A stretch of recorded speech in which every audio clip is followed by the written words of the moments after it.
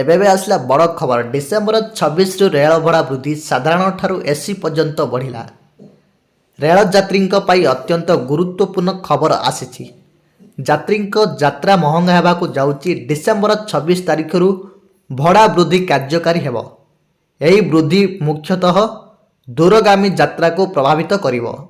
ଯେତେବେଳେ କମ୍ ଦୂରତା ଯାତ୍ରା କରୁଥିବା ଯାତ୍ରୀମାନଙ୍କୁ କିଛି ଆଶ୍ୱସ୍ତି ଦିଆଯାଇଛି। ରେଳବାଇ ଅନୁଯାୟୀ 215 କିଲୋମିଟର ପର୍ଯ୍ୟନ୍ତ ସାଧାରଣ ଶ୍ରେଣୀ ଯାତ୍ରା ପାଇଁ ଭଡ଼ା ବୃଦ୍ଧି କରାଯାଇ ନାହିଁ, କିନ୍ତୁ ଏହାଠାରୁ ଅଧିକ ଦୂରତା ପାଇଁ ସାଧାରଣ ଶ୍ରେଣୀରେ ପ୍ରତି କିଲୋମିଟର ପାଇଁ ଅତିରିକ୍ତ 1 ପଇସା ଆଦାୟ କରାଯିବ।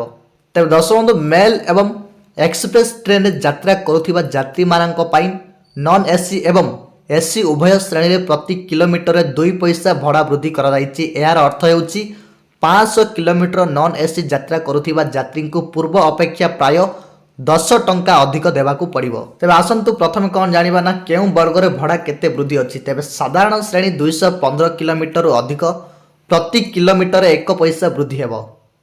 ତାପରେ ରହିଛି ମେଲ୍ ଏକ୍ସପ୍ରେସ୍ ନନ୍ ଏସି ପ୍ରତି କିଲୋମିଟରରେ 2 ପଇସା ବୃଦ୍ଧି।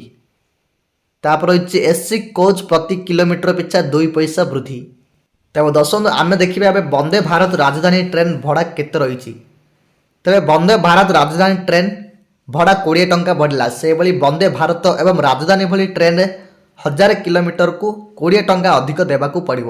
ତେବେ ଦର୍ଶକ ବନ୍ଧୁ ହଠାତ୍ କାହିଁକି ବଢ଼ିଲା ଏହି ରେଳବାଇର ଟଙ୍କା, ତେବେ ଆସନ୍ତୁ ଜାଣିବା। ତେବେ ରେଳବାଇ କହିଛି ଯେ ଏହି ଭଡ଼ା ବୃଦ୍ଧିରୁ ପ୍ରାୟ 600 କୋଟି ଅତିରିକ୍ତ ରାଜସ୍ୱ ଅର୍ଜନ ହେବ ବୋଲି ଆଶା କରାଯାଉଛି, ଯାହା ପରିଚାଳନା ଖର୍ଚ୍ଚ ଏବଂ ଯାତ୍ରୀ ସୁବିଧାରେ ଉନ୍ନତି ଆଣିବା ପାଇଁ ବ୍ୟବହୃତ ହେବ।